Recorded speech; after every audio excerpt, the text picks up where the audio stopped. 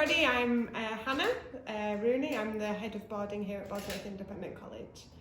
Wonderful. Hannah, what kind of qualities does person need to have in order to be a house parent in boarding school? So our boarding team is made up of a wonderful team of house parents. They're usually very caring, very responsible, very alert to deal with emergencies that arise in the boarding houses, extremely approachable, so students can come and speak to house parents whenever they have a problem, or if they just want to chat or they're missing home.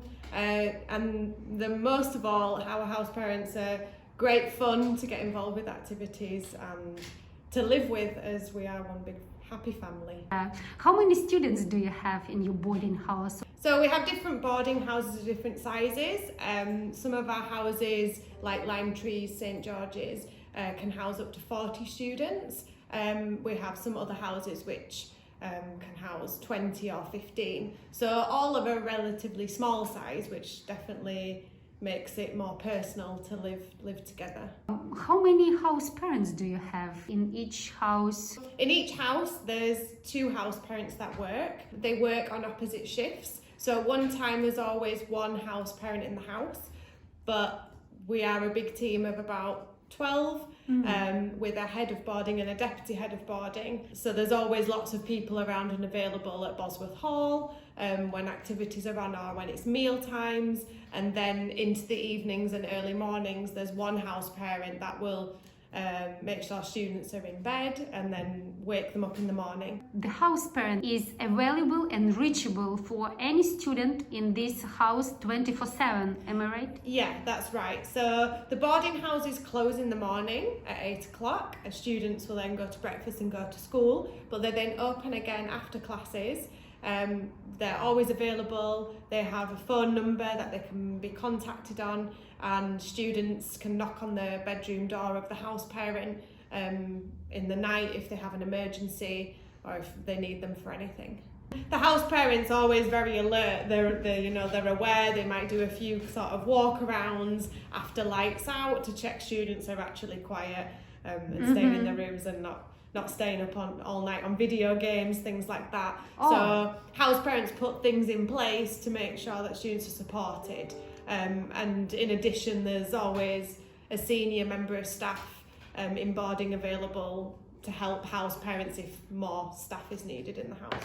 What kind of challenges our students face when they live in boarding house without parents from the very beginning? Yeah, I think naturally homesickness is something that even as adults sometimes we feel. So for students, especially when they've travelled from international countries, it's normal for students to feel homesick, and I think that gradually over time that challenge goes away. So they feel more settled in boarding, and it's completely a natural process.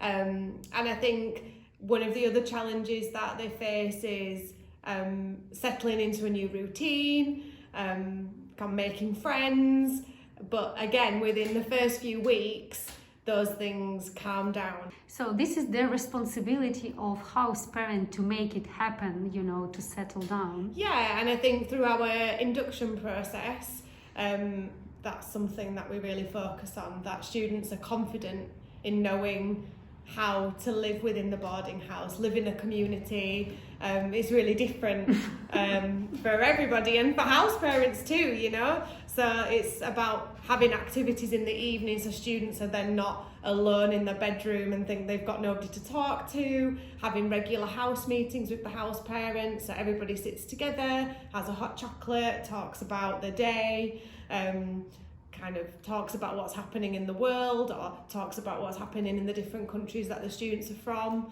So I think students knowing that there's always somebody there means that it might just take away that feeling of missing home. What kind of activities do you have in the evening or maybe in the weekend? Yeah, we'll be looking at doing a range of different interests, and what's important to me is knowing what the students want to do, but it can vary from doing sports. Obviously we've got the race course, which is an amazing outdoor space to do football, tennis. Then we do arts and crafts, cooking evenings in the houses. sometimes students from different countries will do an evening where they cook traditional food from their country, and then the other students in the house try that. So it's, varies of activities that happen. Chess has become a very popular activity at the moment after the series on Netflix, The Queen's Gambit. That's become like a chess. Every student wants to play chess, so we have chess competitions. So lots of different things. What kind of routine in your boarding house, just to let our parents know? So students will come in after school. They'll see the house parent. They have to check in with the house parent every day. That they're back from school. And then they would go to an evening meal, they would have some study time, and then they'd have a little bit of free time if they wanted to do some exercise or go to a shop. That depends on age, about how much time they can have out. If obviously younger students, we encourage that they go out in small groups, so then they're not on their own.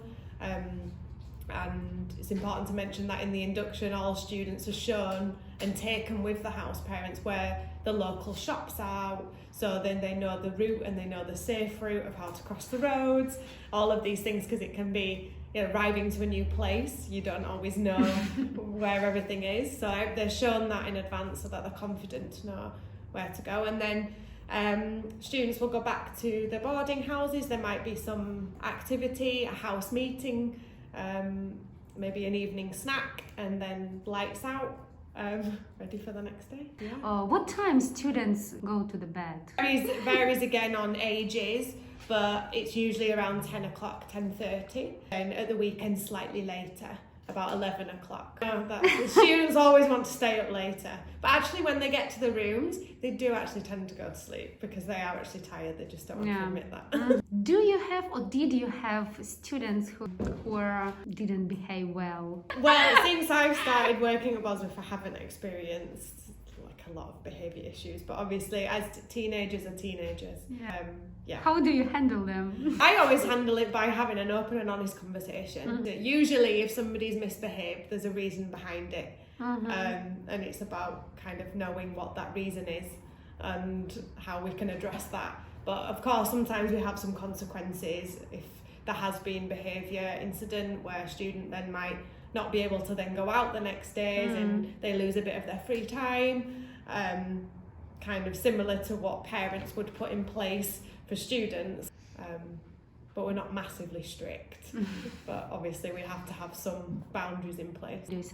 So you don't take phones at night? I think this is something that we'll be looking at for the new school year. We need to make students responsible themselves, to teach students of having that boundary with their phone. I think with the younger students, sometimes that they need the help of house parents they might take it if needed, and it would get locked away in the evenings.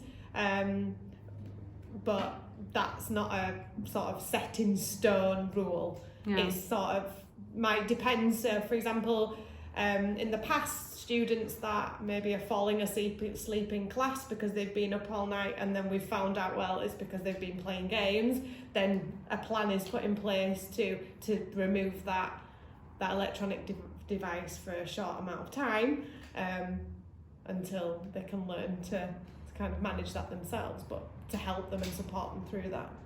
Thank you so much, Hannah. Well, okay. You're welcome. It's been lovely speaking to you.